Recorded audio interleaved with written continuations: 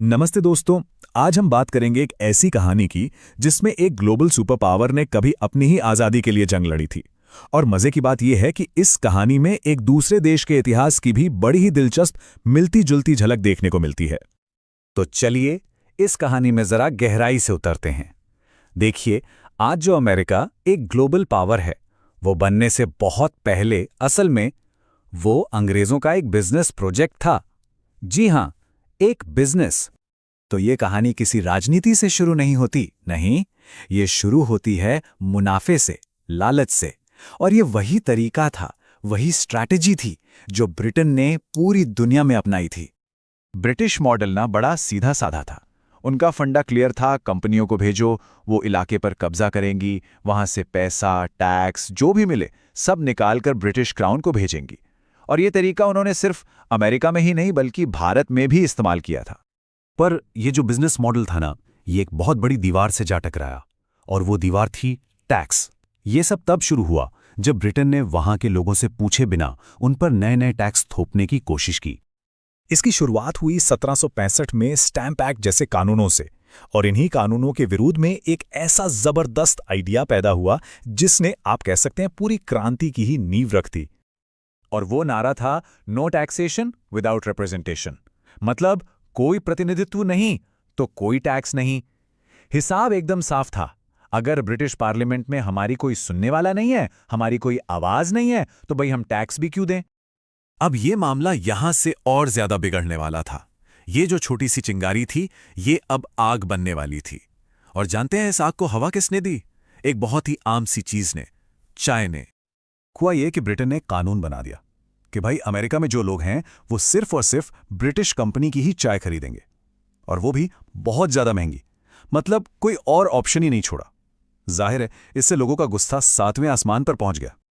और फिर आया वो दिन, 16 दिसंबर 1773।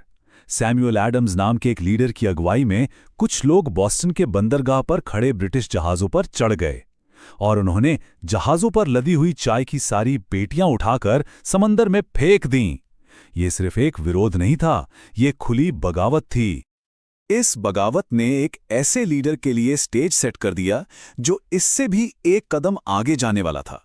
एक ऐसा दिलेर कदम जिसके बारे में तब शायद ही किसी ने सोचा हो। और यहां एंट्री होती है जॉर्ज वॉशिंगटन की।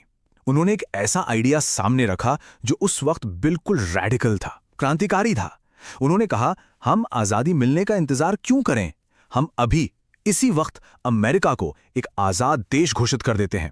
हम आजादी के लिए नहीं लड़ेंगे, हम एक आजाद देश की तरह लड़ेंगे। और ये सिर्फ बातें नहीं थीं, उन्होंने ऐसा किया भी। इससे उनकी सोच का, उनके आत्मविश्वास का पता चलता है। देखिए, 4 जुलाई 1776 को अमेरिका ने अपनी आज़ादी का ऐलान कर दिया, जबकि जंग तो वो जाकर 1783 में जीते। मतलब जीत से पूरे 7 साल पहले ही खुद को आज़ाद मान लिया। क्या गजब का यकीन रहा होगा। और यहीं पर, जैसा मैंने शुरू में कहा था, भारत के साथ एक बहुत ही दिलचस्प समानता देखने को मिलती है।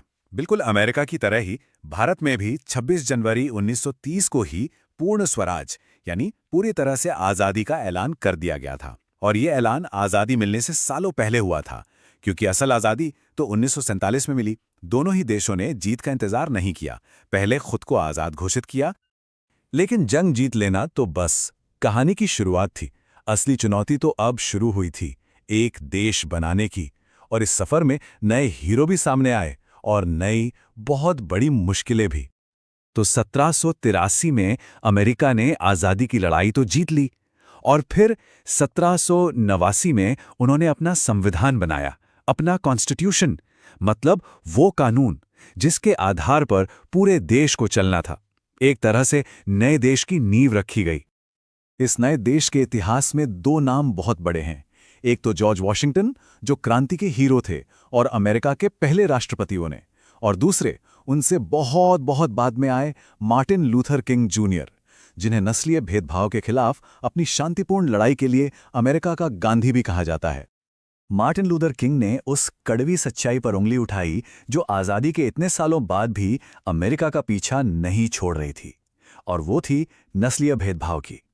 उन्होंने सवाल पूछा कि आखिर अश्वेत लोगों को क्यों दबाया जाता है, क्यों उन्हें बराबरी का हक नहीं मिलता। वो अमेरिका में बराबरी की एक बहुत ताकतवर आवाज बनकर उभरे। और किंग की ये लड़ाई हमें एक बड़े सवाल पर सोचने के लिए मजबूर करती है कि आखिर एक देश बनता कैसे है। क्या सिर्फ बड़े बड़े नेताओं या अच्छे कानूनों से देश बन जाता है? नहीं, देश की असली तरक्की तो उसके लोगों के चरित्र पर, उनकी ईमानदारी पर निर्भर करती है। और भ्रष्टाचार का मतलब सिर्फ पैसे लेना देना नहीं होता। अपना काम ठीक से ना करना, वक्त बर्बाद करना, अपनी जिम्मेदारियों से भागना, ये भी भ्रष्टाचार ही है। तो आखिर में हम सब के लिए सोचने वाला सवाल यही है, किसी भी देश को महान कौन बनाता है? क्या उसके बड़े बड़े लीडर और संस्थापक हीरो, या फिर उस देश के आम नागरिक जो हर रोज ईमानदारी से अपना काम करते हैं? किसी देश की असली ताकत किसमें है?